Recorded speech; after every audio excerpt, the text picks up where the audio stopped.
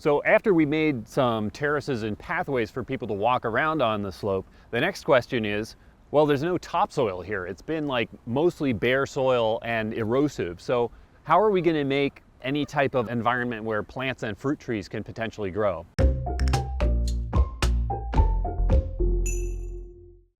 Say it again. Okay.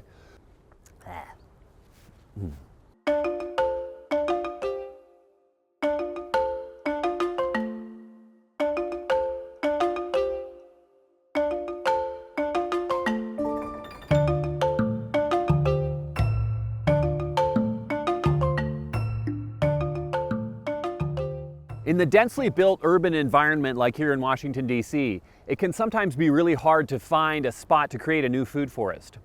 When we first arrived here at Langley Elementary School, we were offered a really narrow, little shady patch of ground right next to the building. But as we walked around a little bit, we noticed that there was this big, unused, steep bank between the school and the rec center. If you choose a spot that, as opposed to being a pristine, open, welcoming sort of a spot, and if instead you choose something that's perhaps degraded or has some trash, you can get a lot more community buy-in.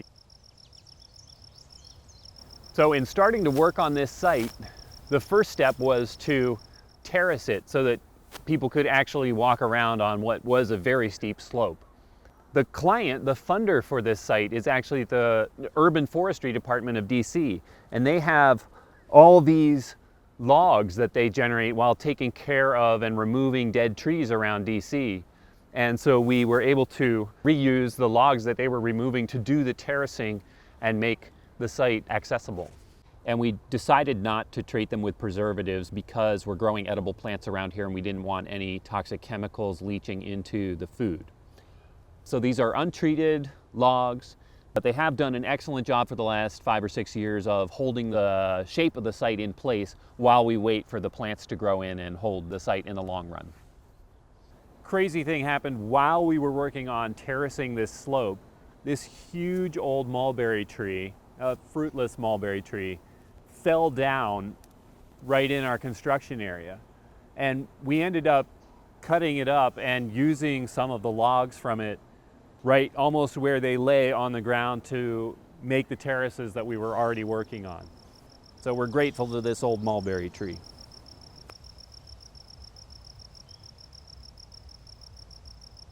We realized, like, if we just spread compost on this hillside, it's all going to wash off in the first rainstorm.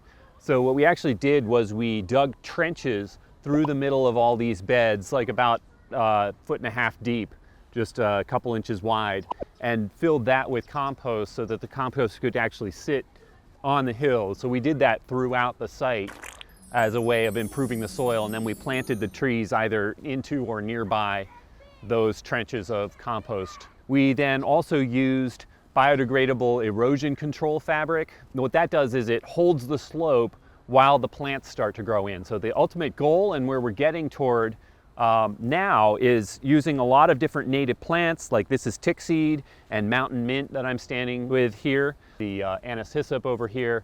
These plants are chosen to hold the soil and start to knit it together so that the site will no longer be erosive, together with wood chip mulch. So it's come a long way, but that's been one of the main challenges with this site, is how do you keep the whole thing from washing away and actually build fertility rather than just like losing fertility constantly.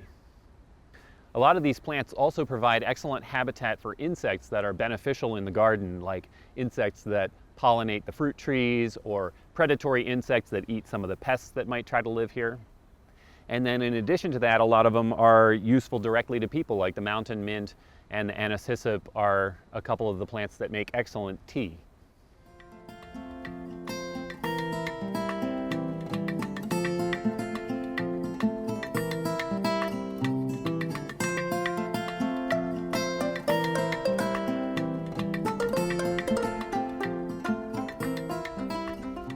So working on a steep slope like this, conditions do change a lot from the top of the slope where it tends to be dry down to the bottom where it's much more wet. So we choose plants accordingly. The thornless blackberry and the 9-bark, which is a nice native insect plant, are very tolerant of dry conditions. They are up here at the top of the slope. Persimmon is not bothered too much by dryness, whereas when you get down to the bottom, that's where we are growing things like aronia and pawpaw and things that really prefer more moisture in the soil. So this is a super warm and protected site, which allows us to grow all kinds of things that really need that protection. The slope here faces south and west toward the sun, and it's protected from the cold winter winds. And in addition to that, we're inside of DC in the urban heat island, which makes it a great place for growing things like these pomegranates, figs, and even pineapple guava. That's one that I love, the fruit. Around here, we rarely can get it to thrive, but so far these plants are growing great.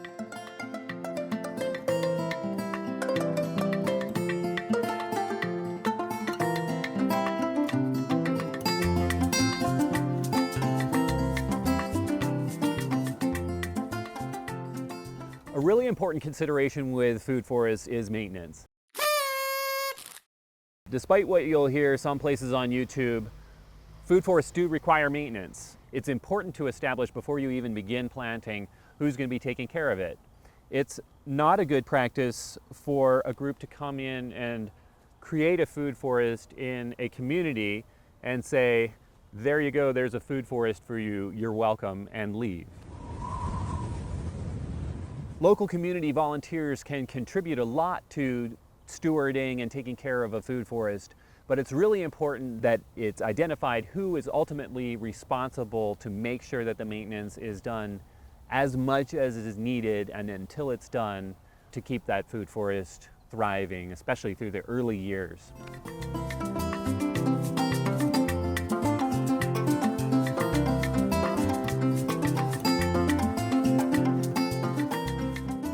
I've been involved with the forest garden since the beginning. At first, years ago, people didn't know what it was. So I was just constantly telling people, anybody who would walk by while I was in the space, I would grab and try to bring them in and tell them about it. But I think now people know about it more in the neighborhood, which is really cool. Me and my husband have had people that we don't know tell us oh, hey, there's blackberries up there, you should go pick some.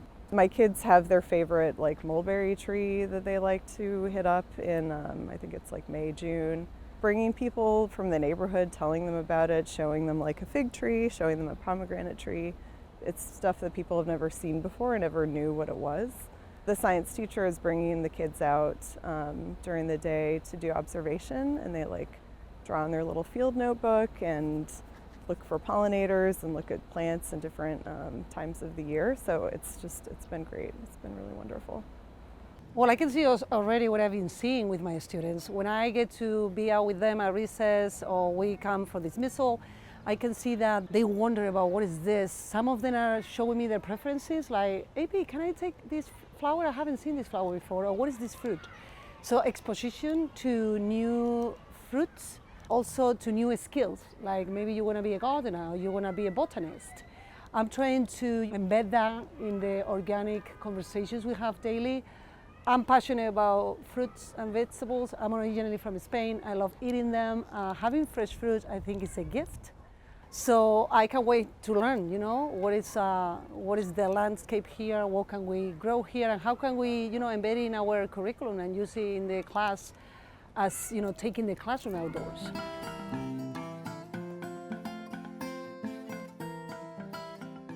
We in America, especially in urban areas, are pretty disconnected from the land and from any type of knowledge about how plants grow and what plants are useful and safe to eat.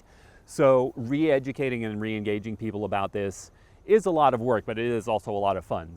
We find that you can create the food forest, and that's a matter of taking care of the plants and designing it well, but engaging the community is at least half of the work. We try to put these interpretive signs, gives some examples of the types of things they might find that are ripe. Labels on as many of the plants as possible.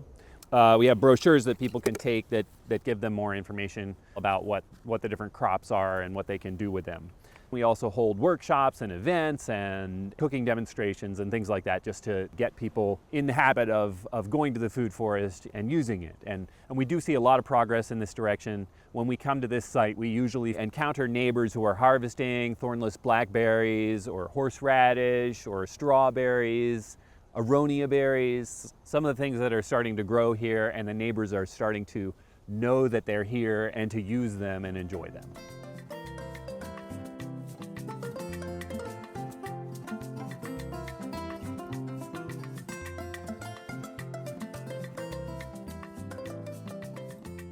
Establishing a food forest on a marginal piece of land is a ton of work and requires a lot of sustained attention.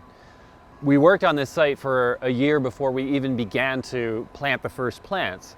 And then when we do that, we still have years to wait while they get their roots in and eventually start to produce something. In addition to that, at the beginning, nobody knows about the food forest and nobody comes and visits it. So it takes a long time for people to start to recognize what it is.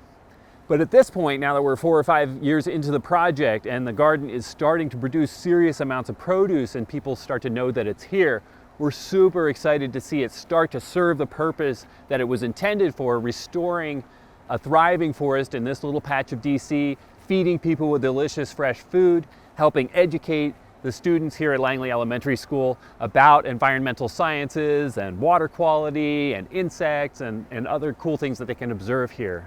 So we're very excited, looking to the next 5 years, the next 10 years, as the garden becomes more and more productive and can serve the community and the environment here better and better as the years go by.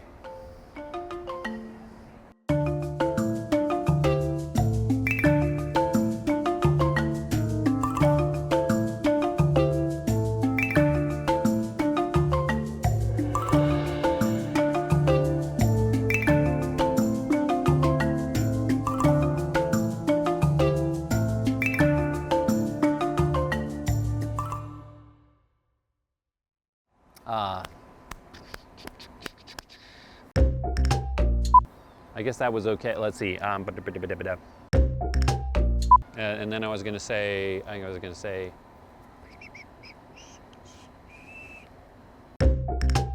okay, I'll start over.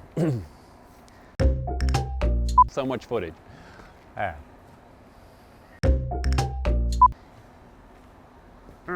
Okay, I'm gonna come right back.